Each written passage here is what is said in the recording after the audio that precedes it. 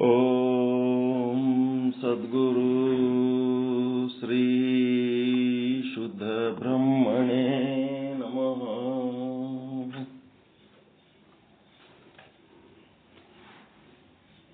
ಸಮಸ್ತ ಶುದ್ಧ ಬ್ರಹ್ಮ ಸ್ವರೂಪರಲ್ಲಿ ಅನಂತ ಅನಂತ ಪ್ರಣಾಮಗಳು.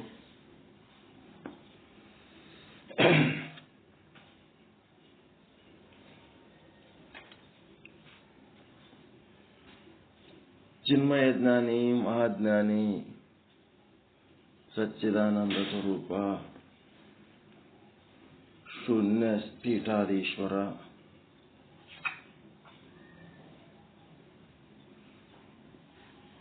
ಚನ್ನ ಬಸವೇಶ್ವರರನ್ನ ಹೃನ್ಮಂದಿರದಲ್ಲಿ ಸ್ಮರಿಸುತ್ತಾ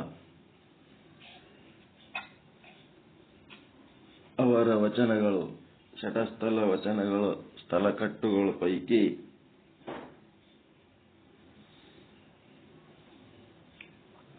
ಪ್ರಾಣಲಿಂಗೆಯ ಆಚಾರಲಿಂಗ ಸ್ಥಳಕ್ಕೆ ಸಂಬಂಧಪಟ್ಟಂತ ವಿಚಾರ ಮಾಡ್ತಾ ಇದ್ದೀವಿ.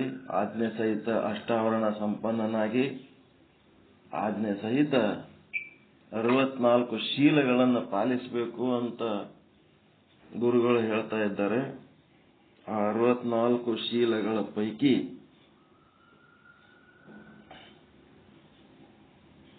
ನಿನ್ನೆ 50 ಮತ್ತು 51, 52 ಪಾದ ಸೇವೆ ತನಕ ತಗೊಂಡು ಬಂದ್ರಿ.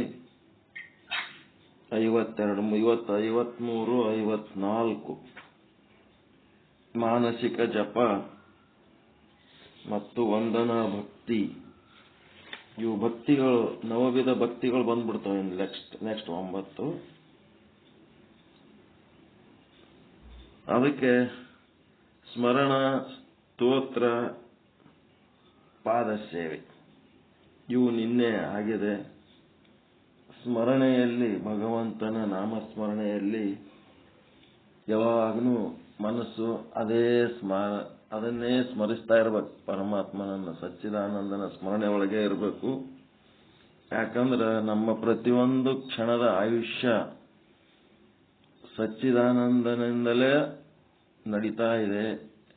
ಎಲ್ಲಾ ಕ್ರಿಯಾ ಕರ್ಮ, ಏನು ಉಸಿರಾಟ ಎಲ್ಲನೂ ಆತನ ಆಧಾರಲಿಂತೆ ನಡೆದದ. ಈಗ ತ್ರಿದಳಂ ಅಂತಂದ್ರ 3 ರೀತಿ ಬಿಲ್ವಪತ್ರೆ ಅಂತಂದ್ರ ಇಚ್ಛಾಶಕ್ತಿ, ಜ್ಞಾನಶಕ್ತಿ, ಕ್ರಿಯಾಶಕ್ತಿ.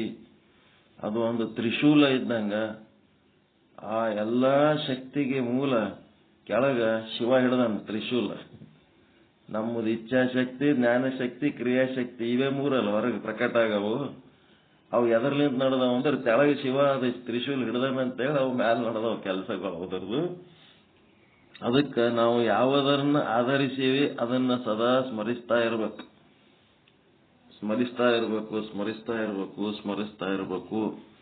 ಉರಿ ಬರಲಿ ಸಿರಿ ಬರಲಿ. ಉರಿ ಬಂದ್ರೂ ಓಂ ನಮಃ ಶಿವಾಯ, ಸಿರಿ ಬಂದ್ರೂ ಓಂ ನಮಃ ಶಿವಾಯ, ಲಾಭ ಬಂದ್ರೂ ಓಂ ನಮಃ ಶಿವಾಯ, ನಷ್ಟ ಆದ್ರೂ ಓಂ ನಮಃ ಶಿವಾಯ. ಮತ್ತ ಆರೋಗ್ಯ, ಅನಾರೋಗ್ಯ, ಜನನ, ಮರಣ ಏನ್ಯಾಕಾಗಲಕ್ಕ ಆ ಭಗವಂತನ ನಾಮಸ್ಮರಣೆ. ಎದಕ್ಕೆ ಈ ಸ್ಮರಣೆ ಹೇಳ್ತಾರಂದ್ರ, ಭಗವದ್ಗೀತೆ ಒಳಗ ನಮ್ಮ ಕೊನೆ ಉಸಿರಿನಲ್ಲಿ ಯಾವುದನ್ನ ಸ್ಮರಿಸ್ತೀವಿ ಅದು ಮುಂದಿನ ಜನ್ಮಕ್ಕ ಬಹಳ ದೊಡ್ಡ ಪರಿಣಾಮ ಬೀರ್ತದ. ಅದಕ್ಕೆ ನಮಗೆ ಅತ್ಯಂತ ಶ್ರೇಷ್ಠವಾದ ಪರಿಣಾಮ ಆ ಒಂದು ಪರಮಾತ್ಮನ ಅನುಭವ, ಪರಮಾತ್ಮನ ಸಾನ್ನಿಧ್ಯ, ಪರಮಾತ್ಮನ ಸ್ವರೂಪ ಅದನ್ನು ಅನುಭವಿಸುವುದೇ ಅತ್ಯಂತ ಶ್ರೇಷ್ಠವಾದ ಅನುಭವ. ಹೀಗಾಗಿ ನಾವು ಪರಮಾತ್ಮನನ್ನ ಸದಾ ಸ್ಮರಿಸ್ತಿರ್ಬೇಕು. ಕಾಶಿ ಜಗದ್ಗುರುಗಳು ಏನ್ ಹೇಳ್ಯಾರಂದ್ರ, ಅವನ ಅದನತ್ತ ಒಂದೊಂದು ಉಸಿರು ನಡೆದದ. ಹಿಂಗಾಗಿ ಎಷ್ಟು ಜಪ ಮಾಡ್ಬೇಕ್ರಿ, ಎಷ್ಟು ಸ್ಮರಣೆ ಮಾಡ್ಬೇಕು ಅಂತ ಕೇಳಿದ್ರ, ಪ್ರತಿ ಉಸಿರಿಗೂ ಅವನಿಗೆ ನೆನೆಸ್ಬೇಕಪ್ಪ. ಅವನು ಇಲ್ಲಿದ್ಲೆ ಅಂತಂದ್ರೆ ನೀನ್ ಹೆಂಗ್ ಉಸಿರಾಡಿಸ್ಲಿಕ್ಕೆ ಸಾಧ್ಯ ಅದ? ಅವನ್ಲಿಂತೆ ನಿಂದು ಉಸಿರಾಟ ನಡೆದದ. ಪ್ರತಿ ಉಸಿರಿಗೆ ನೀನು ಆ ಪರಮಾತ್ಮನನ್ನು ಸ್ಮರಿಸ್ತಾ ಇರಬೇಕು. ನೀ ನದಿಯತ್ತ ನಂದು ಈ ಉಸಿರು ನಡೆದದ ಅಂತ. ಇಲ್ಲ ಅಂತಂದ್ರೆ ಸೆಕೆಂಡ್ ಏನ್ ಹೇಳ್ಯಾರ ಅವರು ಸ್ಟೆಪ್ ಗೊತ್ತದ? ನೀವು ಲೆಕ್ಕ ಹಾಕ್ತಿರಿ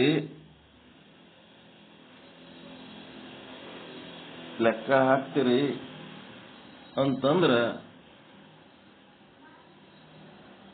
ನೀವು ಸೆಕೆಂಡ್ ಸ್ಟೆಪ್ ಏನ್ ಹೇಳ್ಯಾರ ಗೊತ್ತಾ ನಿಮಗ? ಗೊತ್ತಿಲ್ಲ? ಗೊತ್ತಿಲ್ಲ. ಸೆಕೆಂಡ್ ಸ್ಟೆಪ್ ಇಷ್ಟು ಲೆಕ್ಕ ಹಾಕಿ ದೇವರಿಗೆ ನೀವು ನೆನೆಸ್ಬೇಕಂದ್ರೆ ಎಷ್ಟು ಸಾರಿ ನೆನೆಸ್ಬೇಕು? 108 ಸಾರಿ, 1000 ಸಾರಿ, 1008 ಸಾರಿ, ಹಿಂಗೆ ಎಣಿಸಿ ನೀವು ಲೆಕ್ಕ ಹಾಕ್ತಿರಿ ಅಂತಂದ್ರ ಒಂದ್ ಕೆಲಸ ಮಾಡ್ರಿ ಅಂತಂದ್ರ ಏನು? ಒಂದು ದಿವ್ಸನಾಗ ಅವನಿಗೆ ಎಷ್ಟು ಸಾರಿ ನೆನೆಸ್ತೀರಿ ಅಷ್ಟೇ ಉಸಿರಾಡಿಸ್ರಿ ಅಂತ ಹೇಳ.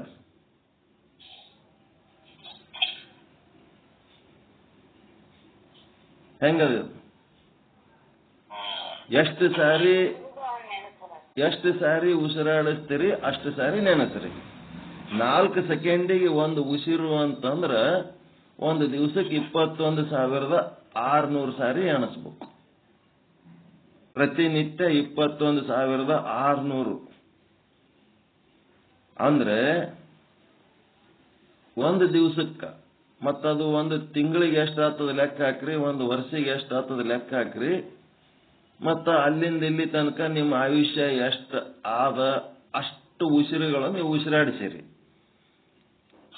ಮತ್ತ ಅಷ್ಟು ಉಸಿರುಗಳನ್ನ ನೀವು ಉಸಿರಾಡಿಸಿದ ಮೇಲೆ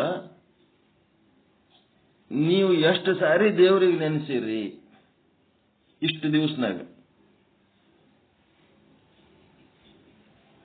ಅಷ್ಟೇ ಸಾರ್ಥಕ. ಉಳಿದದ್ದೆಲ್ಲ ಪುಕ್ಷಟೆ ಭಾಗ್ಯ. ಅವ ಕೊಟ್ಟಟ್ಟು ಪುಕ್ಷಟೆ ಭಾಗ್ಯ ಯಾವ ಸರ್ಕಾರನೂ ಕೊಡ್ಲಕ್ ಸಾಧ್ಯ ಇಲ್ಲ. ಅಂತ ದೊಡ್ಡ ಸರ್ಕಾರ ಅಂದ್ರೆ ಪರಮಾತ್ಮ. ಅವ ಕೊಟ್ಟಟ್ಟು ಭಾಗ್ಯ ಯಾರು ಕೊಡ್ಲಕ್ ಸಾಧ್ಯ ಇಲ್ಲ. ಇವರೆಲ್ಲ ಎದಕ್ ಕೊಡ್ತಾರ? ಈ ಒಂದು ವಿಧಾನಸೌಧದವರು, ಪಾರ್ಲಿಮೆಂಟ್ನವರು ಪುಕ್ಷಟೆ ಭಾಗ್ಯ ಎದಕ್ ಕೊಡ್ತಾರ? ಅವ್ರು ಎದಕ್ ಕೊಡ್ತಾರ ನಿಮಗ ಪುಕ್ಷಟೆ?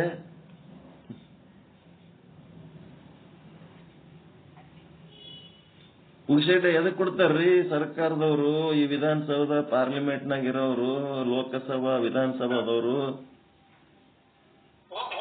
ಓಟ್ ಹಾಕಿಸ್ಕೊಳಕ ಸ್ವಾರ್ಥಿಗಳು. ಓಟ್ ಹಾಕಿಸ್ಕೊಳಕ್ ಇವ್ರು ಕೊಡ್ತಾರ. ಒಂದು ಓಟ್ ನೀವು ಹಾಕಿದ್ರಿ ಅಂದ್ರ 5 ವರ್ಷ ಮೈತಾರವ್ರು, ನಿಮ್ ರಕ್ತ ಹೀರ್ತಾರವ್ರು 5 ವರ್ಷ ನಿಮ್ ಕಡೆಯಿಂದ ಒಂದು ಓಟ್ ಹಾಕಿಸ್ಕೊಳಕ. ಸ್ವಾರ್ಥದ ಭಾಗ್ಯ ಅದು, ನಿಸ್ವಾರ್ಥ ಅಲ್ಲದು. ಸ್ವಾರ್ಥಿಗಳವರೆಲ್ಲ. ಒಂದು ಸಾರಿ ನೀ ಓಟ್ ಹಾಕು, 5 ವರ್ಷ ನೀನ್ ರಕ್ತ ಹೀರ್ತೀನಿ ಅಂತ ತಗಣಿಗಳಿದ್ದಂಗ ಅವರೆಲ್ಲ. ಏನ್ ನಮ್ಮ ಕಲ್ಯಾಣಕ್ಕಾಗಿ ಅವ್ರು ಏನು ಮಾಡಿಲ್ಲ. ನಿಮ್ ಕಲ್ಯಾಣ ಯಾರಿಂದಲೇ ಆಗ್ಬೇಕಾದ್ರೆ ಪರಮಾತ್ಮನಿಂದಲೇ ಆಗ್ಬೇಕು.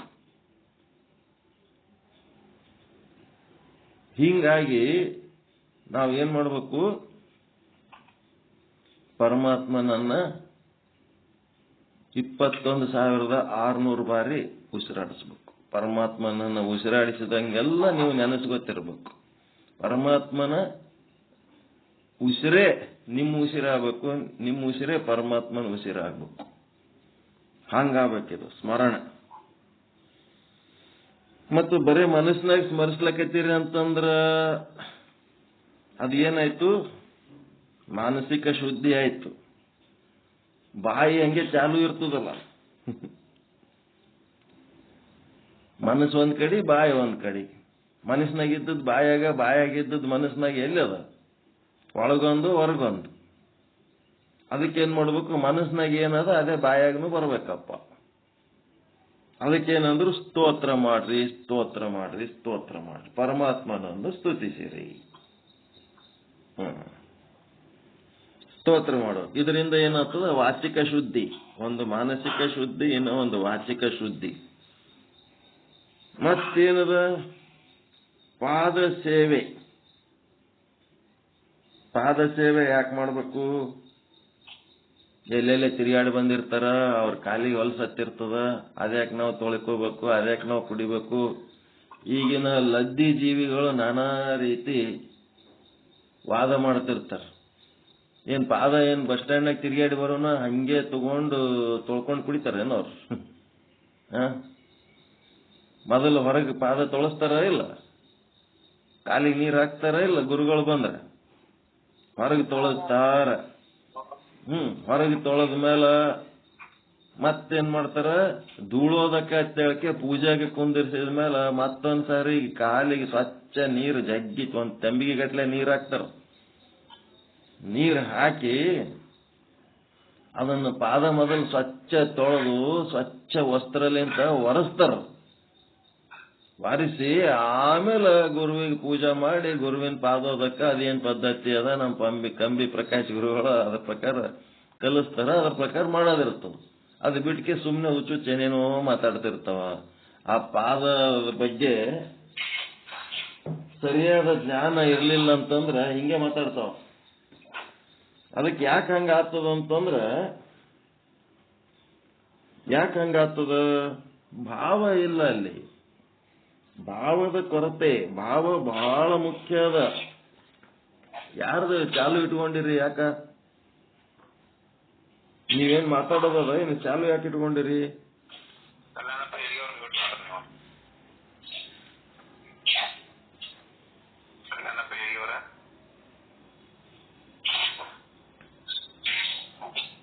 ಕಲ್ಯಾಣಪ್ಪ ಗುರುಗಳೇ ಮ್ಯೂಟ್ ಮಾಡ್ಕೋರಿ. ಯೋಗ ಮಾಡ್ಲಕತ್ತಾರ ಅವ್ರು ಚಾಲು ಇಟ್ಕೊಂಡು, ಅವ್ರೇನ್ ಪಾಠ ಕೇಳಕತ್ತಿಲ್ಲ. ಕಲ್ಯಾಣಪ್ಪರೇ ಮ್ಯೂಟ್ ಮಾಡ್ಕೋರಿ.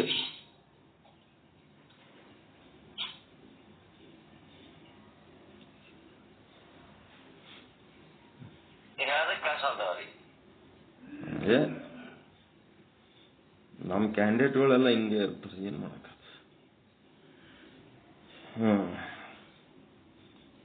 ಏನಾಯ್ತು? ಈ ಒಂದು ಸಿದ್ಧಾಂತ ಶಿಖಾಮಣಿ ಒಳಗ ಭಾವಕ್ಕೆ ಬಹಳ ಮಹತ್ವ ಕೊಟ್ಟಾರ. ಬಹಳಷ್ಟು ಭಾವ ಪ್ರಕಾಶ, ಭಾವಾಗಮ, ಭಾವಾಚಾರ, ಎಷ್ಟೊಂದು ಸ್ಥಳಗಳದಾವ. ಇವು ಮುಂದೆ ಬರ್ತಾವ. ಭಾವ ಅನ್ನೋದು ಎಷ್ಟು ಮುಖ್ಯ ಅನ್ನೋದಂತಂದ್ರೆ, ಸಿದ್ಧಾಂತ ಶಿಖಾಮಣಿ ಒಳಗ 16ನೇ ಪರಿಚ್ಛೇದ ಭಾವಾಗಮ ಸ್ಥಳ, ಅದ್ರೊಳಗೆ 19ನೇ ಶ್ಲೋಕ. ಇಂಥವು ಬರ್ಕೋಬೇಕು ನಾವು ಯಾವಾಗರೇ ಹೇಳಿದಾಗ. 16/19 ನೋಟ್ ಮಾಡ್ಕೋಬೇಕು. ಒಳಗ ಭಾವನೆ ಇರ್ಲಿಲ್ಲ ಅಂತಂದ್ರೆ ಹೆಂಗಾಗ್ತದ ಅಂದ್ರ, ಈಗ ನಾ ಹೇಳಕತ್ತಿದ್ದು ಮಾತಿನಾಗ ಅರ್ಥ ಆದಂತ ನೀವು ಕುಂತು ಕೇಳಕತ್ತೀರ. ಇದರೊಳಗೆ ಅರ್ಥ ಇದ್ದಿದ್ದಿಲ್ಲ ಅಂದ್ರೆ ನೀವು ಕುಂದಿರ್ತಿದ್ರೆ ಕೇಳ್ತೀರ ನೀವು? ಯೋಗ ಮುಗೀತು, ಯಾಗ ಮುಗೀತು, ಗುರುಗಳ ಪಾಠ ಇಲ್ಲೇನು ಅಂತಂದ್ರ ಏನೋ ಒಂದು ಕಳ್ಕೊಂಡಂಗ ಆಗ್ತದಿಲ್ಲಪ್ಪ. ಜ್ಞಾನ ಕೇಳಲಿಲ್ಲ ಅಂದ್ರ ಅದಕ್ಕ ಏನು ಅರ್ಥ ಆದಂತ ಕೇಳಕತ್ತೀರಿ ನೀವು.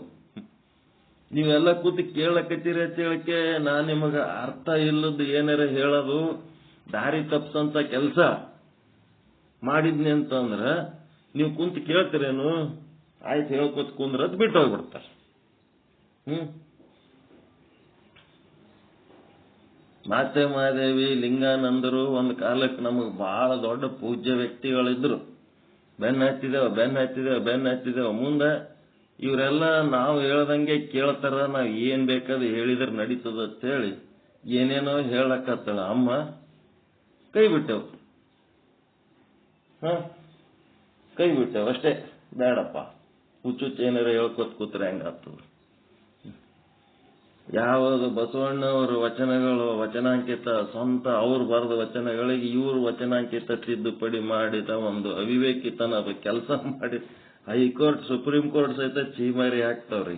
ಇಂಥ ಕೆಲಸ ಮಾಡಬಾರ್ದು, ಸಾಹಿತ್ಯಕ್ಕೆ ಅಪಚಾರ ಮಾಡಬಾರ್ದು, ಸಾಹಿತ್ಯ ಅದು ಒರಿಜಿನಾಲಿಟಿ ಮೇಂಟೈನ್ ಮಾಡ್ಕೊಂಡು ಹೋಗ್ಬೇಕಂತ ಹೇಳಿದ್ರು ಮತ್ತೊಂದಿಷ್ಟು ಮಂದಿ ಅವ್ರ ಫಾಲೋವರ್ಸ್ ಆಗಿ ಅದಕ್ಕೊಬ್ಬ ಸ್ವಾಮೀಜಿ ಆಗಿ ಅವ್ರು ಒಂದಿಷ್ಟು ಮಂದಿ ಕೂಡಿಕೆ ಮತ್ತೆ ಲಿಂಗದೇವ ಬುಕ್ ಬರಿಲಕತ್ತಾರ. ಇನ್ನ ಹಂಗೆ ಬರಿಲಕತ್ತಾರ. ಹಂಗ್ಯಾಕೆ ಮಾಡ್ತಾರ ಅಂದ್ರೆ ಅವ್ರು ಅದೇ ಮಾಡ್ಲಕ್ ಹುಟ್ಟಿ ಬಂದಾರ ಭೂಮಿ ಮೇಲೆ, ಮತ್ತೆ ಅದೇ ಮಾಡ್ತಾರ, ಅದೇ ಸಾಧಿಸ್ತಾರ. ಸತ್ಯ ವಸ್ತುವಿನಕ್ಕಿಂತ ಇಂಥವು ಕೆಲಸಕ್ಕೆ ಬರ್ಲಾರ್ದ ಜಿದ್ದು ಏನು ಮಾಡ್ತಾರಲ್ಲ, ಅದೇ ಜಿದ್ದು ಮಾಡ್ಲಿಕ್ಕೆ ಅವ್ರು ಹುಟ್ಟಿರ್ತಾರೆ, ಅದು ಮಾಡ್ತಿರ್ತಾರೆ. ಮಾಡ್ಲನ್ನಕ್ ಮತ್ತೇನ್ ಮಾಡ್ಲಾಗತ್ತೆ, ಬಿಟ್ಬಿಡ್ಬೇಕು ಅಷ್ಟೇ. ಇಲ್ಲಿ ಏನದಂದ್ರ ಅರ್ಥ ಇಲ್ಲ ಅಂದ್ಮೇಲೆ ಕೈ ಬಿಡುತ್ತೆ. ಅದಕ್ಕೆ ಇಲ್ಲಿ ಕೂತು ಕೇಳಕತ್ತೀರಿ ಅಂದ್ರೆ ಅರ್ಥ ಆದಂತ ನೀವು ಕೂತು ಕೇಳಕತ್ತೀರಿ.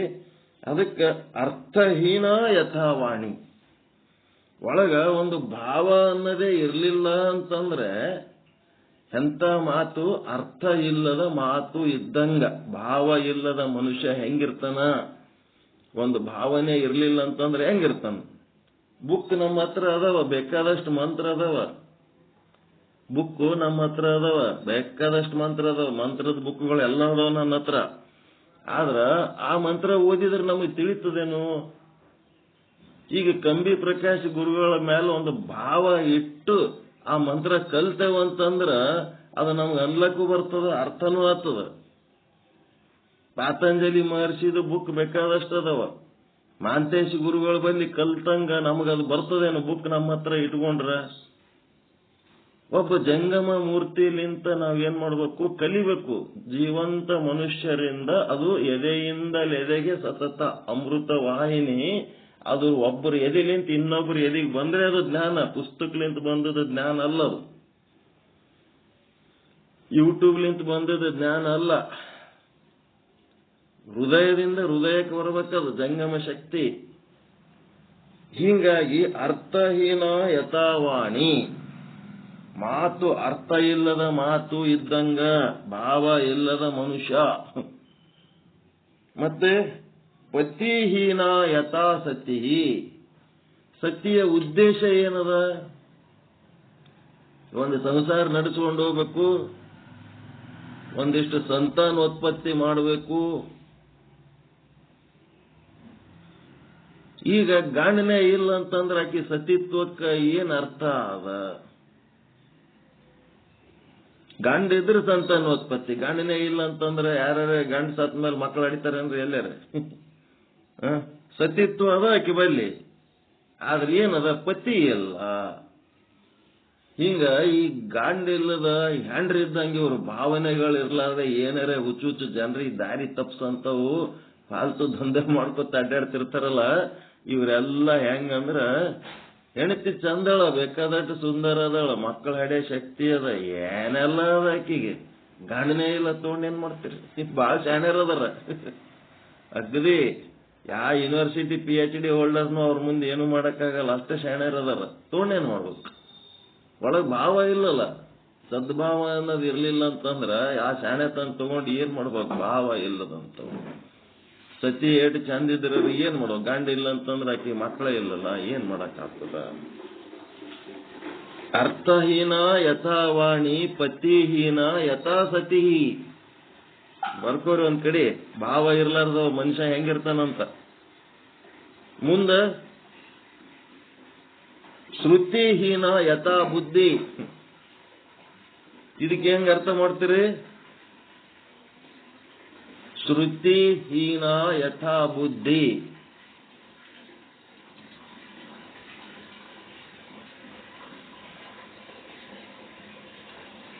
ಶ್ರುತಿ ಅಂದ್ರೆ ಏನು?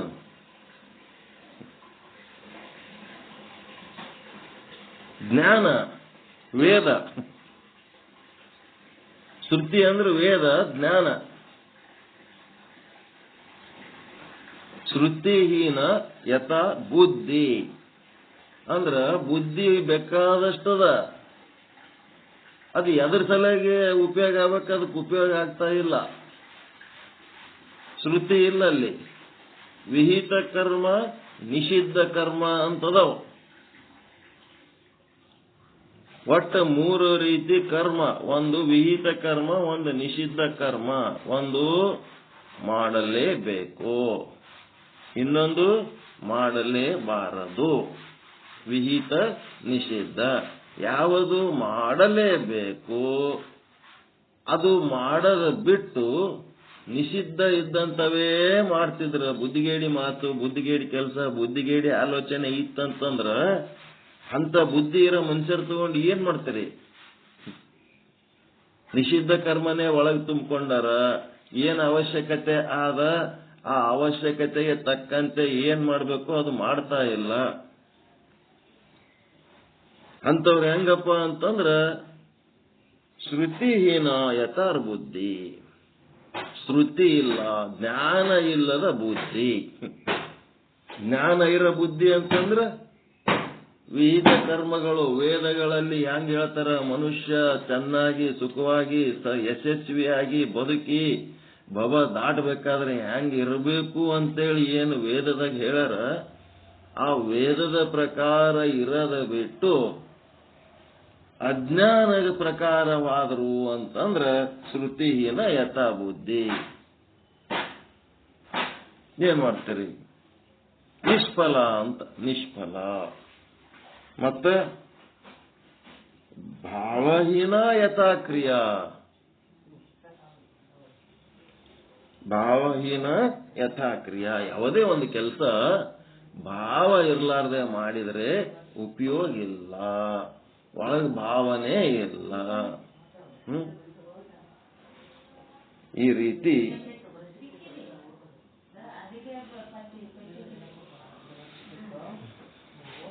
ಅರ್ಥಹೀನ ಯಥಾ ವಾಣಿ, ಪತಿಹೀನ ಯಥಾ ಸತಿ, ಶ್ರುತಿಹೀನ ಯಥಾರ್ ಬುದ್ಧಿ, ಭಾವಹೀನ ತಥಾ ಕ್ರಿಯಾ. ಏನು ಕಾವಿ ಹಾಕೊಂಡಾರ, ಬೇಕಾದಷ್ಟು ವಚನಗಳು ಹೇಳ್ತಾರ, ಬಹಳ ಶಾಣ್ಯರದಾರ, ಬುದ್ಧಿವಂತರದಾರ, ಎಲ್ಲ ಅದಾರ, ಒಳಗೆ ಭಾವನೆನೇ ಇಲ್ಲ. ಭಾವ ಅಂತಂದ್ರೆ ಏನು? ಭಾವ ಅಂತಂದ್ರೆ ಸರಿಯಾದ ಅರ್ಥ ತಿಳ್ಕೊಳ್ರಿ. ಭಾವ ಅಂದ್ರೆ ಏನಂತ, ಭಾವ ಅಂದ್ರೆ ಏನಂತ, ಭಾವ ಅಂದ್ರೆ ಏನು?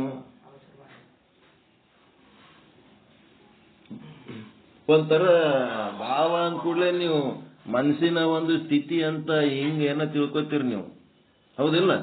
ಭಾವನೆ, ಒಂದ್ ಚಲೋ ಭಾವನೆ ಇರ್ಬೇಕಪ್ಪ ಗುರುಗಳ ಬಗ್ಗೆ, ಇಷ್ಟೇ ತಿಳ್ಕೊತೀರಿ ನೀವು. ಆದ್ರ ಇದಕ್ಕೆ ಮೀರಿದ ಅರ್ಥ ಏನದಂದ್ರ ಭಾವ ಅಭಾವ. ಈ ಶಬ್ದ ತಗೋಬೇಕು ನೀವು. ಅಭಾವ ಅಂತಂದ್ರೆ ಇಲ್ಲದ್ದು. ಇಲ್ಲದ್ದೇವದು ಬಂಜೆಯ ಮಗ,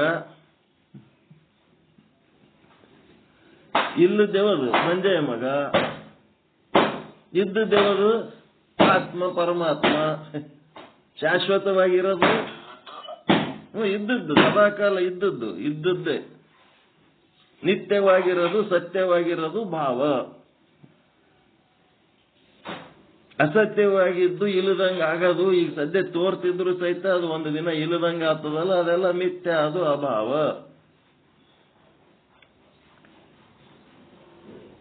ಅದಕ್ಕ ನಾವು ಏನೇ ಮಾತನಾಡಿದರೆ ಅದು ಭಾವ ಸಹಿತ ಮಾತಾಡಬೇಕು. ಅಂದ್ರೆ ಪರಮಾತ್ಮನ ಒಂದು ಪ್ರಜ್ಞೆ ಇಟ್ಕೊಂಡು ಮಾತಾಡಬೇಕು. ಭಾವ ಅಂತಂದ್ರೆ ಪರಮಾತ್ಮ ಇದ್ದವ, ಶಾಶ್ವತವಾಗಿ ಇದ್ದವ. ಭಾವನೆ ಅಂತ ಅನ್ಕೋತಿರಲ್ಲ, ಅವ ಶಾಶ್ವತವಾಗಿರೋದು ಲಕ್ಷಣನೇ ಭಾವ ಅಂತಂದ್ರೆ.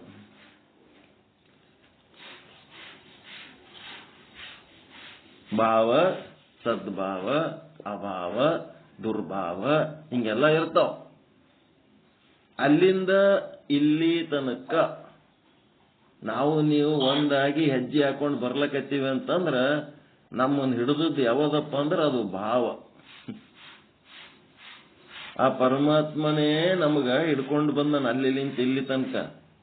ನೀವು ಆ ಪರಮಾತ್ಮಗೆ ಹಿಡ್ಕೊಂಡಿರಿ, ನಾವು ಆ ಪರಮಾತ್ಮಗೆ ಹಿಡ್ಕೊಂಡಿವಿ. ಒಂದಿಸ್ ಮಂದಿ ಮೊದಲು ಕಲ್ತೀವಿ, ಒಂದಿಸ್ ಮಂದಿ ಆಮೇಲೆ ಕಲೀಲಕತ್ತೀವಿ.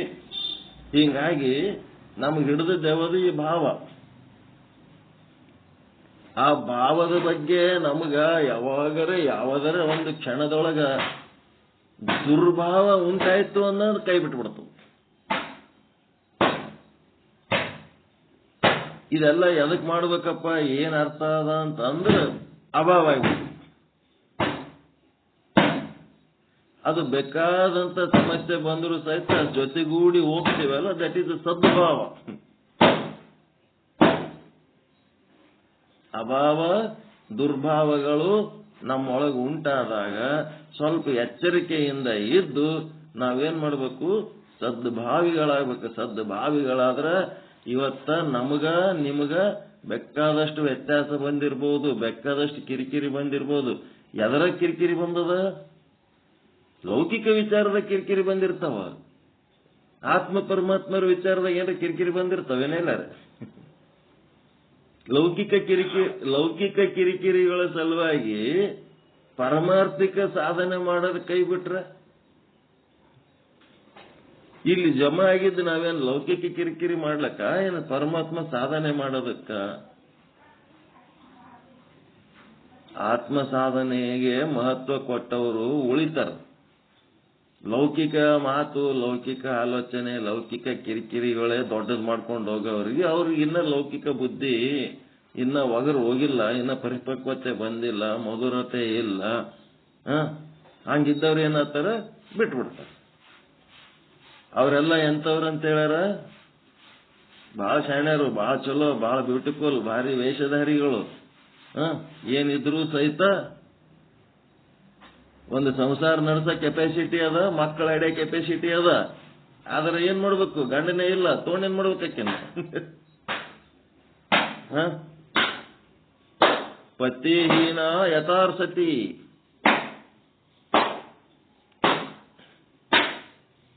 ಎಲ್ಲ ಕೆಪಾಸಿಟಿ ಇದ್ದನು ಆಕೆ ಗಂಡ ಇದ್ದಿದ್ದಿಲ್ಲ ಅಂತಂದ್ರ ಅದನ್ನ ತಗೊಂಡು ಏನ್ ಮಾಡ್ಬೇಕು? ಅದರಂಗೆ ಭಾವನೆ ಇಲ್ಲದಂತ ಮನುಷ್ಯ ಕೂಡ ಏನು ಈ ಸಾಧನೆಗೆ ಉಪಯೋಗ ಇಲ್ಲ ಅಂತವ್ರು ಏನ್ ಹೇಳ್ತಿರ್ತಾರ? ಪೂಜೆ ಯಾಕೆ ಮಾಡ್ಬೇಕು, ಕುಂಕುಮ ಯಾಕೆ ಹಚ್ಕೋಬೇಕು, ತಾಳಿ ಯಾಕೆ ಕಟ್ಕೋಬೇಕು, ಬಳಿ ಯಾಕೆ ಹಾಕೋಬೇಕು? ಭಾವ ಇರ್ಲಾರ್ದವ್ರಿಗೆ ಏನ್ ಹೇಳಿದ್ರು ಅಷ್ಟೇ. ಈ ಬಿಟ್ಟು ಯಾಕೆ ಹಚ್ಕೋಬೇಕಂತ ಚಾಲು ಮಾಡಿಬಿಟ್ರ ನಾವು ಲಿಂಗ ಯಾಕೆ ಕಟ್ಕೋಬೇಕು ಅಂತ ಚಾಲು ಮಾಡಿಬಿಡ್ಬೇಕು ಉಲ್ಟಾ. ಭಾವ ಅದಂತ ಕಟ್ಕೊಂಡಿರಿ, ಭಾವ ಇಲ್ಲಂದ್ರೆ ಯಾಕೆ ಕಟ್ಕೋತೀರಿ? ನೀವರ ಯಾಕೆ ಕಟ್ಕೋತೀರಿ? ಯಾರ ಯಾಕೆ ಕಟ್ಕೋತಾರ? ಭಾವ ಬಹಳ ಮುಖ್ಯ. ಹಿಂಗಾಗಿ ಮುಂದಿನ ಭಾವದ ಅರ್ಥ ಆಯ್ತಾ? ಭಾವ ಅಂದ್ರೆ ಪರಮಾತ್ಮನ ಇರುವಿಕೆ. ಅಭಾವ ಅಂತಂದ್ರ ಬಂಜೆ ಮಗ, ಇಲ್ಲದ್ದು, ಸುಳ್ಳು, ಮಿಥ್ಯ. ಜಗತ್ತು ಅಭಾವ, ಬ್ರಹ್ಮ ಭಾವ. ಬ್ರಹ್ಮ ಸತ್ಯ, ಜಗನ್ಮಿಥ್ಯ ಅನ್ನೋದ್ರ ಬದಲಿ ಸತ್ಯ ಅನ್ನೋ ಜಾಗದಾಗ ಭಾವ ಅಂತ ಹಾಕೋಬೇಕು, ಮಿಥ್ಯ ಅನ್ನೋ ಜಾಗದಾಗ ಅಭಾವ ಅಂತ ಹಾಕ್ಬೇಕು. ಬರಬರಿ ಆಗ್ಬಿಡ್ತು. ಮುಂದಿಂದು ನಮ್ಮ ನಾಗರತ್ನಮ್ಮ ತಾಯಿಯವರು ಮಾನಸಿಕ ಜಪ ಒಂದೇ ಹೇಳ್ರಿ, ನಾಳೆಲಿಂತ ವಂದನ ಭಕ್ತಿ, ದಾಸ್ಯ ಭಕ್ತಿ, ಸಖ್ಯ ಭಕ್ತಿ ಇವೆಲ್ಲ ಹೇಳಕತ್ತೀರಿ ಮುಂದೆ. 53ನೇದು ಒಂದೇ ಮಾನಸಿಕ ಜಪ. ಮಾನಸಿಕ ಶಿವಾರ್ಚನಾ ರೂಪ ಶೀಲ.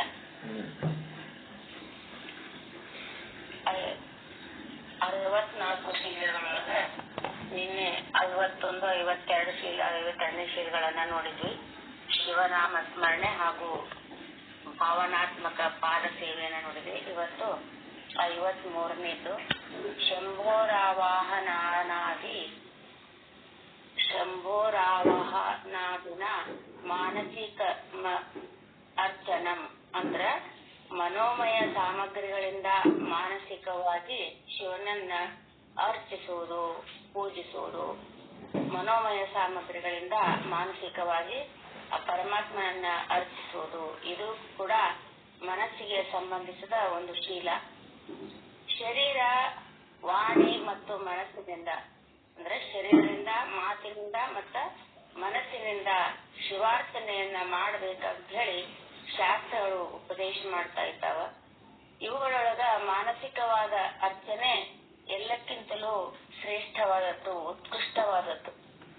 ಶರೀರ ಅತ್ಯಂತ ದುರ್ಬಲವಾದಾಗ ಮತ್ತ ವಾಣಿಯು ಕುಂಠಿತವಾದಾಗ, ಶರೀರ ಅತ್ಯಂತ ನಿಶಕ್ತವಾದಾಗ ಮತ್ತ ಮಾತನಾಡಕ ಸಾಧ್ಯ ಇಲ್ಲದಾಗ, ಅಂತ ಒಂದು ಸ್ಥಿತಿಯೊಳಗ ಈ ಇದು ಶಾರೀರಿಕ ಮತ್ತು ವಾಚಿಕ ಇವೆರಡ ಅರ್ಚನೆಗಿಂತ ಈ ಮಾನಸಿಕವಾದ ಅರ್ಚನೆನೇ ಅಲ್ಲಿ ಅನಿವಾರ್ಯ ಆಗ್ತದೆ. ನಾವು ಮಾತಾಡಕ್ ಸಾಧ್ಯ ಇಲ್ಲ, ಶರೀರದಿಂದ ಏನ್ ಸೇವೆ ಮಾಡಕ್ ಸಾಧ್ಯ ಇಲ್ಲ ಅಂದಾಗ ಅಲ್ಲಿ ನಾವು ಮಾನಸಿಕವಾಗಿನೇ ನಾವು ಅರ್ಚನೆ ಮಾಡ್ಬೇಕಾಗ್ತೈತಿ.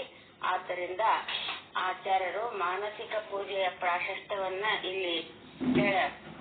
ಜಗದ್ಗುರು ಶಂಕರಾಚಾರ್ಯರು ಶಿವಮಾನಸ ಸ್ತೋತ್ರದೊಳಗ ಮಾನಸ ಪೂಜೆಯ ಅನ್ನು ಹೆಂಗ್ ಮಾಡ್ಬೇಕು ಅನ್ನೋ ವಿಧಾನವನ್ನ ತಿಳಿಯಪಡಿಸಿದ್ದನ್ನ ನಾವು ನೋಡ್ತೀವಿ. ನಮ್ಮಲ್ಲಿರುವ ತ್ರಿಕರಣಗಳಲ್ಲಿ ಅಂದ್ರ ಮನಸ್ಸು, ಮಾತು ಮತ್ತು ಶರೀರ, ಈ ತ್ರಿಕರಣಗಳಲ್ಲಿ ಶಾರೀರಿಕ ಪೂಜೆಗಿಂತ ಈ ವಾಚಿಕ ಪೂಜೆಗಿಂತಲೂ ಮಾನಸಿಕ ಪೂಜೆ ಉತ್ತರೋತ್ತರವಾಗಿ ಉತ್ಕೃಷ್ಟವಾದ ಅಂತ ಹೇಳಿ ಪ್ರತಿಪಾದಿಸ್ಯಾರ. ಶರೀರದಿಂದ ಮಾಡುವ ಮತ್ತು ಮಾತಿನಿಂದ ಮಾಡುವ ಸ್ತೋತ್ರದಿಂದಾಗಿ ಮಾಡುವ ಈ ಪೂಜೆಗಿಂತ ನಾವು ಮಾನಸಿಕವಾಗಿ ಏನು ಮಾಡ್ತೀವಿ ಅದು ಹೆಚ್ಚು ಶ್ರೇಷ್ಠವಾದದ್ದು. ಮನಸ್ಸಿನ ಶುದ್ಧಿ ಎಲ್ಲ ಶುದ್ಧಿಗಳಿಗೂ ಮೂಲವಾಗೈತಿ. ಮೂಲವಾಗಿ ನಮ್ಮ ಮನಸ್ಸು ಶುದ್ಧಿಯಾಗಿದ್ರ ಉಳಿದದ್ದೆಲ್ಲ ಶುದ್ಧಿ ಆಗಕ್ ಸಾಧ್ಯ ಐತಿ. ಮಾನಸಿಕವಾದ ಶಿವಾರ್ಚನೆಯಿಂದ ಮನಸ್ಸು ಶಿವಮಯ ಆಗ್ತೈತಿ. ಈ ಮಾನಸಿಕವಾಗಿ ನಾವು ಶಿವನನ್ನ ಪೂಜೆ ಮಾಡಿದ್ದಾದ್ರ, ಅವನ ಚಿಂತನೆಯನ್ನ ಮಾಡಿದ್ದಾದ್ರ ಮನಸ್ಸು ಅಲ್ಲಿ ಶಿವಮಯ ಆಗ್ತೈತಿ. ಅಂತೆಯೇ ಈ ಶಿವಾಗಮದೊಳಗ ಮಾನಸಿಕ ಶಿವಾರ್ಚನಾ ರೂಪವಾದ ಈ ಶೀಲವನ್ನ ತಿಳಿಸಿಕೊಟ್ಟಾರ. ಇದು ಕೂಡ ಮನಸ್ಸಿನಿಂದ ಮಾಡುವ ಆ ಪರಮಾತ್ಮನ ಒಂದು ಪೂಜೆ, ಅದು ಹೆಚ್ಚು ಶ್ರೇಷ್ಠವಾದದ್ದು ಅಂತ ಹೇಳಿ ಇಲ್ಲಿ 53ನೇ ಶೀಲವನ್ನ ತಿಳಿಸಿಕೊಟ್ಟಾರ. ಇನ್ನು ಮತ್ತೆ 54ನೇ ಶೀಲವನ್ನ ನಾಳೆ ನೋಡೋಣ ಅಂತ ಗುರುಗಳು ಮುಂದಿನ ಒಂದು ಬೋಧನೆಯನ್ನ ನೀಡಬೇಕಾಗಿ ಅವಶ್ಯ.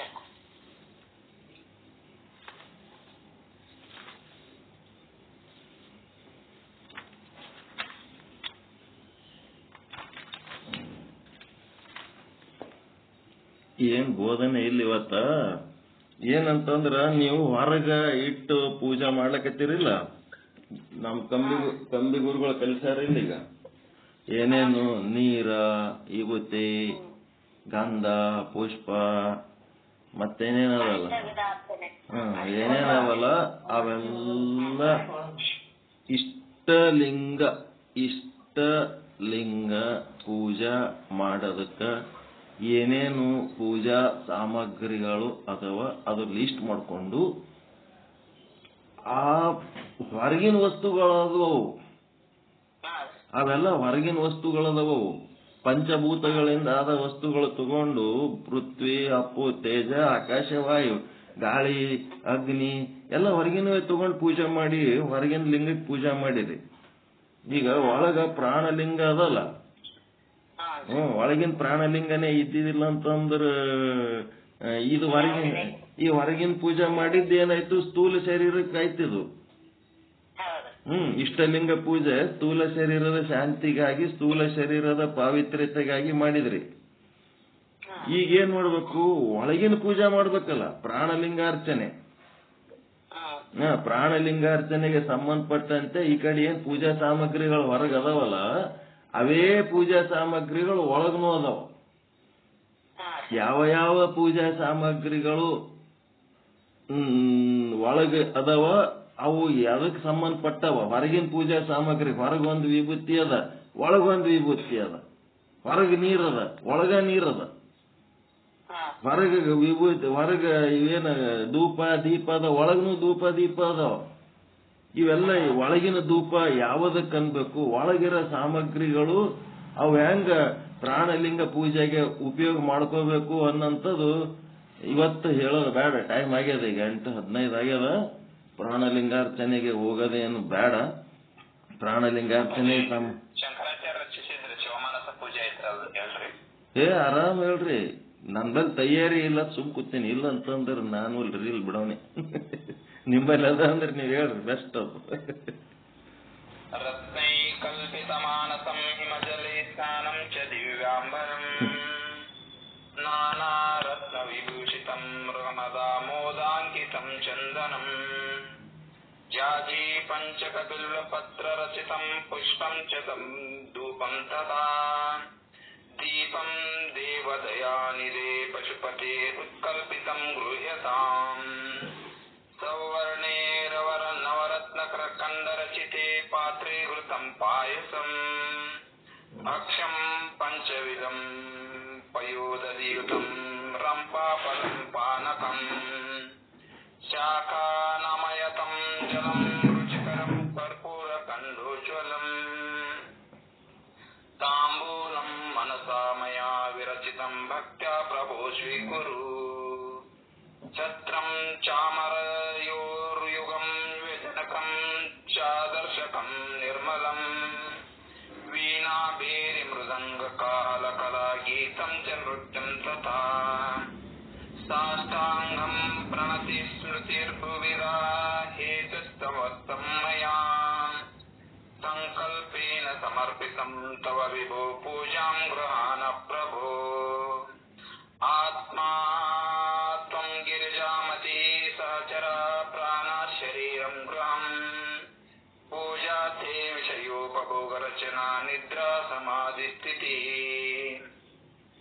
ಸಂಚಾರ ಪ್ರದಯೋ ಪ್ರದಕ್ಷಿಣಿ ವಿಧಿ ಸ್ತೋತ್ರಾಣಿ ಸರ್ವಾಂಗಿರೋ ಯದ್ಯತ್ ಕರ್ಮ ಕರೋಮಿ ತತ್ತದಖಿಲಂ ಶಂಭೋ ತಾವಾರಾಧನಂ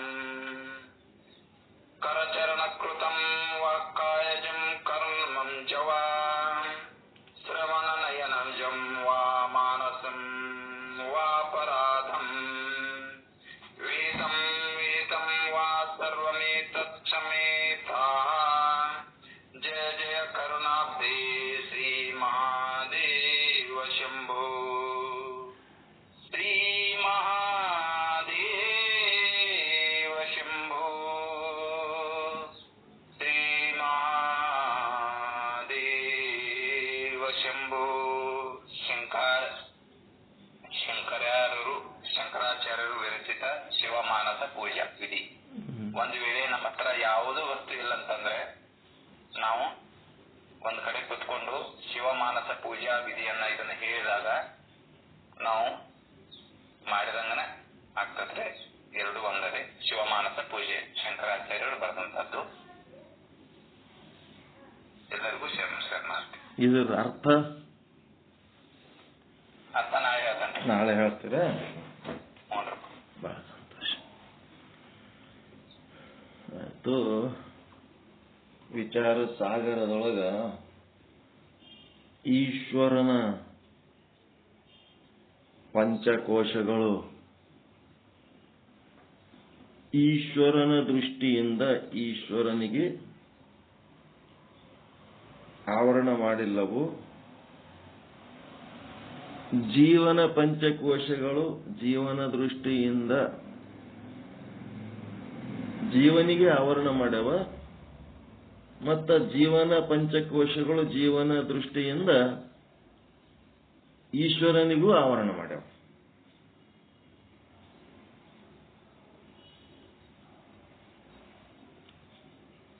ಈ ವಾಕ್ಯ ಸರಿಯಾಗಿ ತಿಳ್ಕೋಬೇಕು.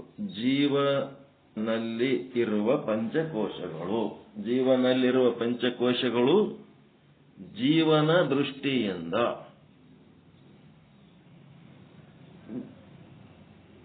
ಜೀವನನ್ನು ಆವರಣ ಮಾಡ್ಯಾವ. ತಾನೇನಂತ ಗೊತ್ತಿಲ್ಲ. ಮತ್ತ ಜೀವನಲ್ಲಿರುವ ಪಂಚಕೋಶಗಳು ಜೀವನ ದೃಷ್ಟಿಯಿಂದಲೇ ಈಶ್ವರನನ್ನು ಆವರಣ ಮಾಡ್ಯಾವ. ತಿಳಿದದ ಇದು ವಾಕ್ಯ?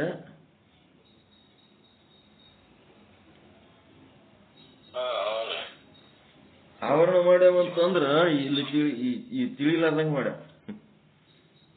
ಮತ್ತ ಈಶ್ವರನ ಪಂಚಕೋಶಗಳು ಏನದವ ಅವು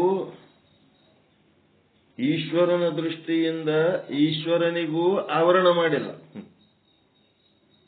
ಮತ್ತ ಈಶ್ವರನ ಪಂಚಕೋಶಗಳು ಈಶ್ವರನ ದೃಷ್ಟಿಯಿಂದ ಜೀವನನ್ನು ಆವರಣ ಮಾಡಿಲ್ಲ. ಈಶ್ವರ ತಾನೇನದನ ತನ್ನ ಬಗ್ಗೆ ತನಗೂ ಗೊತ್ತು. ಮತ್ತ ಈ ಜೀವರುಗಳು ಏನದರ ಇದು ಕೂಡ ಅವನಿಗೆ ಗೊತ್ತು. ಆದರೆ ಜೀವನಿಗೇನದ ತಾನೇನದನಂತ ತನಗೂ ಗೊತ್ತಿಲ್ಲ. ಮತ್ತ ಈಶ್ವರ ಏನದನಂತ ಅದನ್ನೂ ಗೊತ್ತಿಲ್ಲ. ಈ ಜೀವ ಈಶ್ವರ ಜಗತ್ ಇದನ್ನ ತಿಳಿಸಿ ಹೇಳೋದಕ್ಕ, ಇದನ್ನ ಕಲಿಸೋದಕ್ಕೆ ಗುರು ಅಂತ ಒಬ್ಬ ಬೇಕಾಗ್ತಾನೆ. ಆಮೇಲೆ ಈಶ್ವರನನ್ನ ತಿಳ್ಕೊಂಡು ನಾವೇನು ಮಾಡಬೇಕು? ಈಶ್ವರ ಈ ಜಗತ್ತಿನ ನಿಯಾಮಕ. ಈ ಜಗತ್ತನ್ನ ಸೃಷ್ಟಿ ಮಾಡಿ ಜಗತ್ತನ್ನ ನಡೆಸುವಂತ ಈಶ್ವರನನ್ನ ತಿಳ್ಕೊಂಡ್ರಿ ಅಂತಂದ್ರ ನಿಮಗೂ ಏನಾಗ್ತದ, ಈಶ್ವರನ ಸಾಮರ್ಥ್ಯಗಳು ನಿಮಗ್ ಬರ್ತಾವ.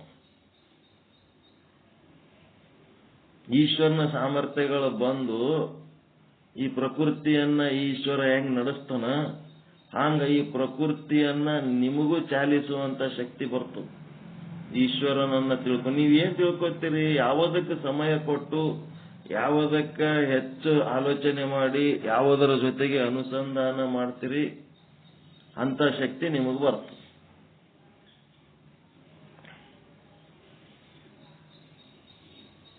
ಈಗ ಹನುಮಂತ ಅವನ ಸಾಮರ್ಥ್ಯ, ಸಮುದ್ರ ಹಾರಂತ ಸಾಮರ್ಥ್ಯ ಅವನಿಗಿತ್ತು. ನೀವು ಒಬ್ಬ ಜೀವ ಇಲ್ಲಿ ಮಾಡಿ ತೋರ್ಸನಿಲ್ಲ ಹಿಂಗ ಹಾರ್ಬೋದು ಅಂತ ಇತಿಹಾಸದಾಗ. ಈ ತರ ಸಮುದ್ರೋಲ್ಲಂಘನ ಏನ್ ಸಾಗರೋಲ್ಲಂಘನ ಅದು ಮಾಡ್ಲಿಕ್ಕೆ ಸಾಧ್ಯ ಅದ ಒಂದು ಜೀವನಿಂದ ಅಂತ ಹೇಳಕ್ಕೆ ಮಾಡಿ ತೋರ್ಸದ ಇಲ್ರಿ. ಒಂದ್ ಪ್ರಾಕ್ಟಿಕಲ್ ಆಗಿ ಮಾಡಿ ತೋರ್ಸದಲ್ಲ. ಈಗ ಪ್ರಾಕ್ಟಿಕಲ್ ಆಗಿ ಮಾಡಿ ತೋರಿಸಿದ್ಮೇಲೆ ಇನ್ನೊಬ್ಬ ಜೀವನಿಗೆ ಅದ್ಯಾಕೆ ಮಾಡ್ಲಕ್ ಬರಲ್ಲ? ಒಂದು ಜೀವ ಅದು ಮಾಡಿ ತೋರಿಸಿದ್ಮೇಲೆ ಇನ್ನೊಂದು ಜೀವನಿಗೆ ಯಾಕೆ ಮಾಡ್ಲಕ್ ಬರಲ್ಲ? ಅಲ್ಲಿ ಸಾಧನೆ ಶೋಧನೆಗಳು ಇಲ್ಲದಕ್ಕೆ ಹಂಗಾಗ್ಯದ. ಆ ಹನುಮಂತನ ಸಾಧನೆ ಶೋಧನೆಗಳನ್ನೆಲ್ಲ ಸರಿಯಾಗಿ ತಿಳ್ಕೊಂಡು ಏನ್ ಮಾಡಬೇಕು? ತಾನು ಸಾಧನೆ ಮಾಡಿ ಅವುಗಳನ್ನ ತನ್ನೊಳಗೆ ಅಳವಡಿಸಿಕೊಂಡು ತಾನು ಸಿದ್ಧಿ ಪುರುಷ ಆದ ನಂತರ ತಾನು ಹನುಮಂತನಂಗೆ ಹಾರ್ಲಿಕ್ಕೆ ಬರ್ತವೆ. ಅದನ್ನು ನಾವು ತಿಳ್ಕೋಬೇಕು. ನಮ್ಗ ಏನು ಪ್ರಭುದೇವರು ಒಂದು ಆತ್ಮವಿಶ್ವಾಸದ ಮಾತು ಹೇಳ್ತಾರೆ. ಮನುಷ್ಯ ದೇಹ ಅಂತೇನಂದ್ರೆ ಇದೇನ್ ತಗೊಂಡು ಬಂದೀವಿ, ಇದೇನ್ ಸಾಮಾನ್ಯ ಅಲ್ಲ, ಇದು ತುಂಬಿದ ಬಂಡಿ. ಏನೆಲ್ಲ ಅದ, ಏನ್ ಬೇಕಾದಾಗ್ಬೋದು, ಏನ್ ಬೇಕಾದಾಗ್ಬೋದು. ಇದೇ ಆಗ್ಬೇಕು ಅದೇ ಆಗ್ಬೇಕಂತಲ್ಲ, ಏನ್ ಬೇಕಾದಾಗ್ಬೋದು. 84 ಲಕ್ಷ ಜೀವರಾಶಿಗಳಲ್ಲಿ ಯಾವ ಜೀವರಾಶಿ ಆದ್ರೂ ಆಗ್ಬೋದು. ಈಗ ನಾಯಿ ಅಂತ ಬೈದ್ರ ಅದ್ರದ್ ಗುಣ ಏನದ ರೀ? ನಾಯಿ ಗುಣ ಪ್ರಾಮಾಣಿಕತೆ ಆದ ಇಲ್ಲ, ನಿಯತ್. ನಾಯಿಗೊಂದು ಪ್ರಾಮಾಣಿಕತೆ ಅಂತ ಆದ.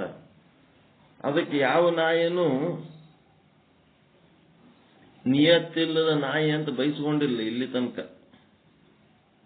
ಯಾವ್ದಾರ ನಾಯಿಗೆ ಬೈದಾರೇನ್ ಯಾರ ನಿಯತ್ತಿಲ್ಲದ ನಾಯಿ ಅಂತ? ನಾಯಿಗೆ ಬೈದಾರೇನ್ರಿ ಯಾರೇ? ಮತ್ತೆ ನಿಯತ್ತಿಲ್ಲದ ನಾಯಿ ಅಂತ ಯಾರಿಗೆ ಬೈದಾರ?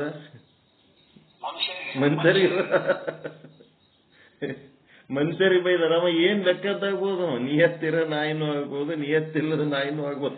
ಜಗತ್ತಿನಾಗ ನಿಯತ್ತಿಲ್ಲದ ನಾಯಿ ಎಲ್ಲಿ ಇಲ್ಲ. ಇವ ಒಬ್ನೇ ಏನ್ ಲೆಕ್ಕದಾಗ್ಬೋದು. ಈ ಕ್ಯಾನ್ ಬಿಕಮ್ ಎನಿಥಿಂಗ್. ದೇಹವೆಂಬುದು ತುಂಬಿದ ಬಂಡಿ, ಕಾಲುಗಳು ಏನದವ ಬಂಡಿ ಗಾಲಿಗಳು ಅಂತ ಹೇಳಿದ್ರು ಪ್ರಭುದೇವರು. ನಿಮಗೇನ್ ಕಾಣಿಸ್ತಾವ? ಎರಡೇ ಕಾಲ್ ಕಾಣಿಸ್ತಾವ. ಅಲ್ಲಿ ಈ ಶರೀರ ಚಾಲನೆ ಮಾಡೋದಕ್ಕ ಎರಡು ಕಾಲು ನಿಮಗ್ ಕಾಣಿಸ್ತಾವ ಅಷ್ಟೇ. ನೀವ್ ಯಾವ್ದಾರ ಹೈವೇ ಮೇಲೆ ಹೋಗಿ ನಿಂತ್ರಿ ಅಂದ್ರ 4 ಟೈರಿನ ಗಾಲಿಗಳು ಇರೋಂತ ಲಾರಿ ಬರ್ತಾವ, 6 ಟೈರಿನ ಗಾಲಿ ಇರೋದು ಲಾರಿ ಬರ್ತಾವ, 8 ಟೈರಿನ ಗಾಲಿ ಇರೋ ಲಾರಿ ಬರ್ತಾವ. ಒಂದು ಅತಿ ದೊಡ್ಡದಂದ್ರ 16 ಟೈರಿನ ಲಾರಿನೂ ಮಾರಾಯ. ಅದು 16 ಟೈರ್ ಅದಾವ ಅಂತ ಲಾರಿ ಅದು.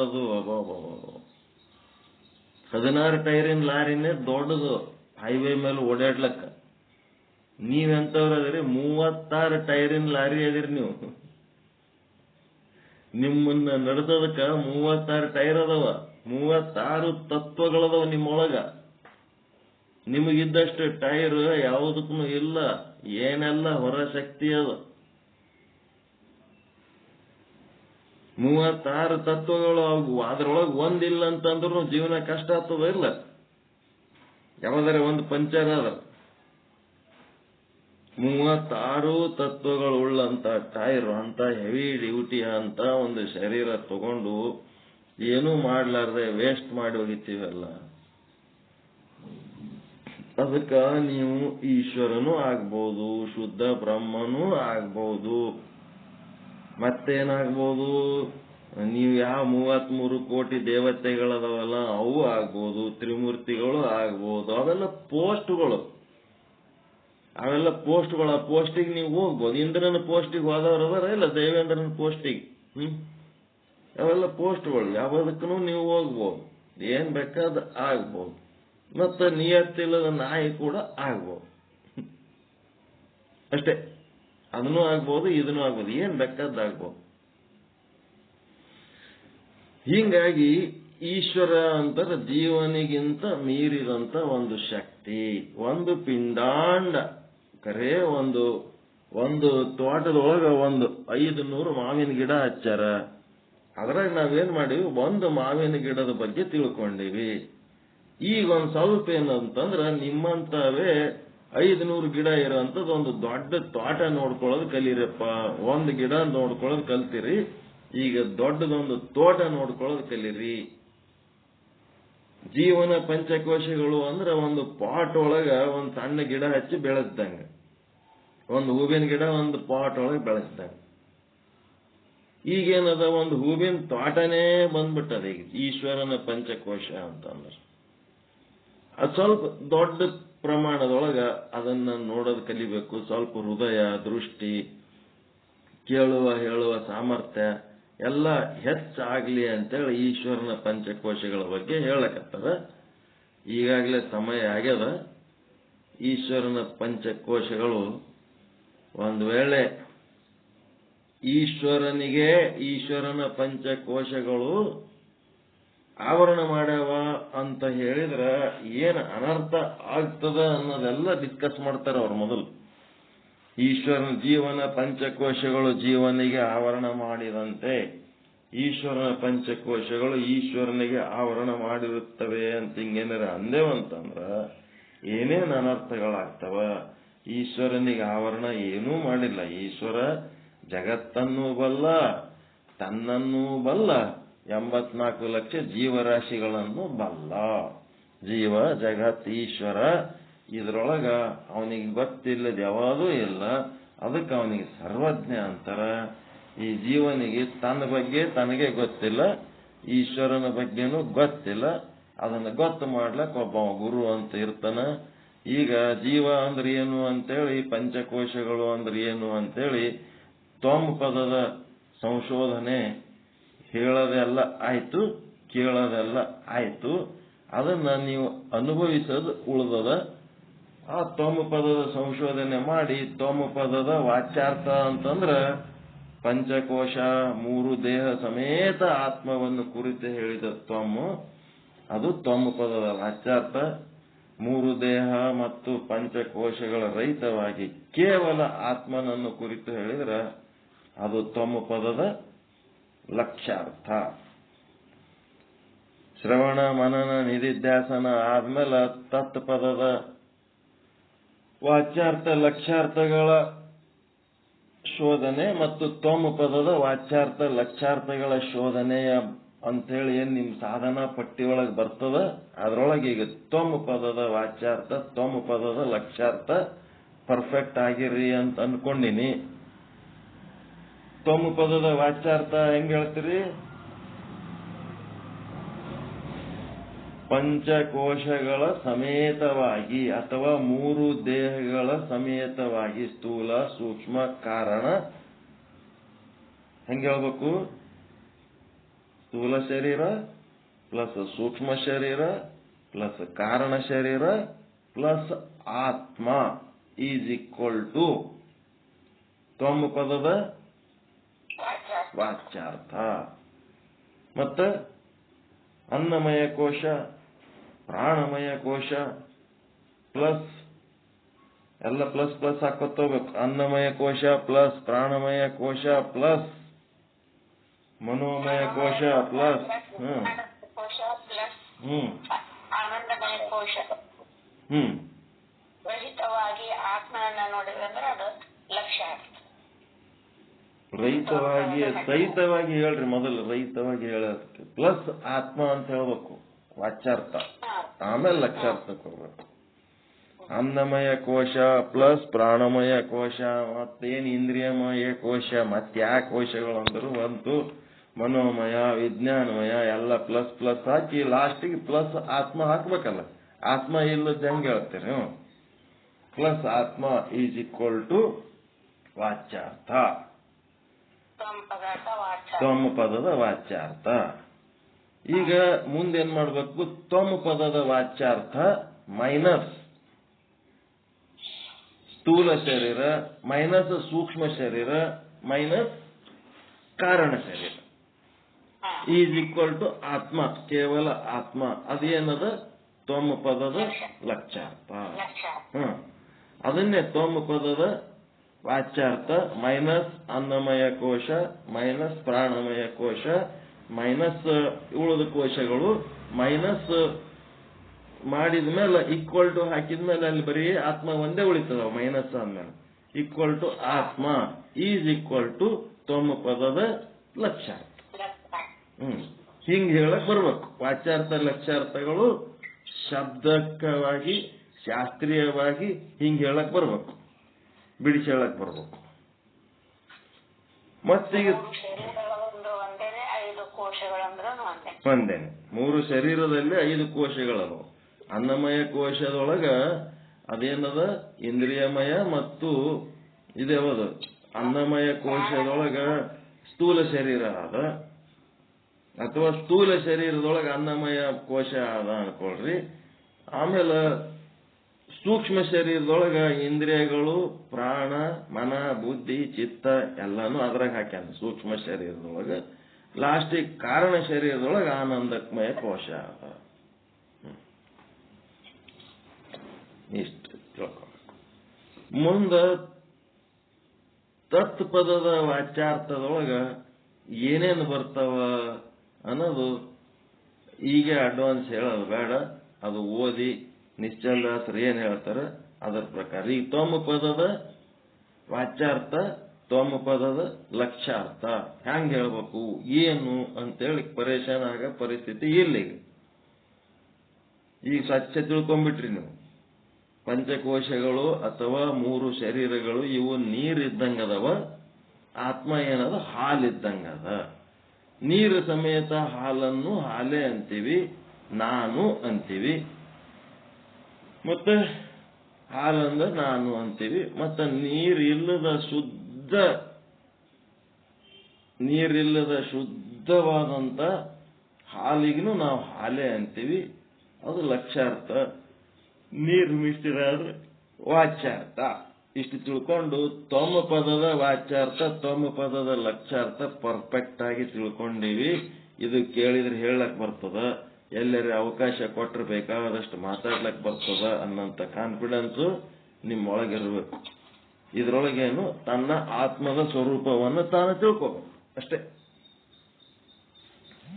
ಈಗ ಈಶ್ವರನ ಸ್ವರೂಪದ ಬಗ್ಗೆ ಮುಂದೆ ಚಿಂತನ ಸಮಯ ಆಗಿದೆ, ಅದು ಉಳಿದದ್ದೆಲ್ಲ ನಾಳೆ ಮಾಡೋಣ. ಪರಮಾನಂದ ಪ್ರಾಪ್ತಿ ಭವ, ಸರ್ವ ದುಃಖ ನಿವೃತ್ತಿ ಭವ, ಇಷ್ಟಾರ್ಥ ಸಿದ್ಧಿರಸ್ತು, ಯಶಸ್ವಿ ಭವ ಯಶಸ್ವಿ ಭವ. ಜೈ ಶುದ್ಧ ಬ್ರಹ್ಮ, ಜೈ ಜೈ ಶುದ್ಧ ಬ್ರಹ್ಮ. ಓಂ ಶಾಂತಿ ಶಾಂತಿ ಶಾಂತಿ. ಎಲ್ಲರಿಗೂ ಶರಣಾರ್ಥಿ. ಎಲ್ಲರಿಗೂ ಶರಣಾರ್ಥಿ. ಎಲ್ಲ ಗುರುಗಳಿಗೂ ಶರಣಾರ್ಥಿ. ಎಲ್ಲ ಗುರುಗಳಿಗೂ ಶರಣಾರ್ಥಿ.